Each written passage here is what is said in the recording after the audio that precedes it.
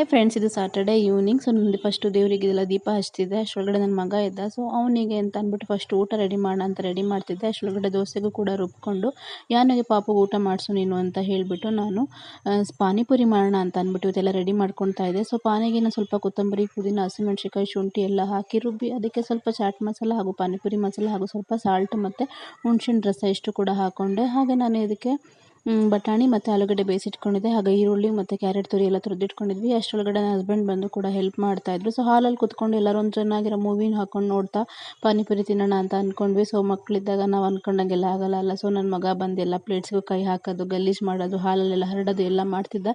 ಆದರೂ ಮಕ್ಳು ಏನು ಮಾಡಿದ್ರು ಚೆಂದ ಅಲ್ವಾ. ಸೊ ಮಕ್ಳು ಇಟ್ಕೊಂಡಿದ್ದಾಗ ಹಾಗೆ ಆಗುತ್ತೆ. ಸೊ ಪಾನಿಪುರಿ ಅಂತೂ ತುಂಬ ಚೆನ್ನಾಗಿತ್ತು ಅಂತ ಹೇಳ್ತಾ ಮತ್ತೆ ಹೊಸ ವ್ಲಾಗೊಂದಿಗೆ ಸಿಗ್ತೀನಿ. ಅಲ್ಲಿವರೆಗೂ ನಮಸ್ಕಾರ. ಹಾಯ್ ಫ್ರೆಂಡ್ಸ್, ಇದು ಸ್ಯಾಟರ್ಡೇ ಈವ್ನಿಂಗ್. ಸೊ ನನಗೆ ಫಸ್ಟು ದೇವರಿಗೆಲ್ಲ ದೀಪ ಹಚ್ತಿದ್ದೆ. ಅಷ್ಟರೊಳಗಡೆ ನನ್ನ ಮಗ ಇದ್ದ. ಸೊ ಅವನಿಗೆ ಅಂತ ಅಂದ್ಬಿಟ್ಟು ಫಸ್ಟ್ ಊಟ ರೆಡಿ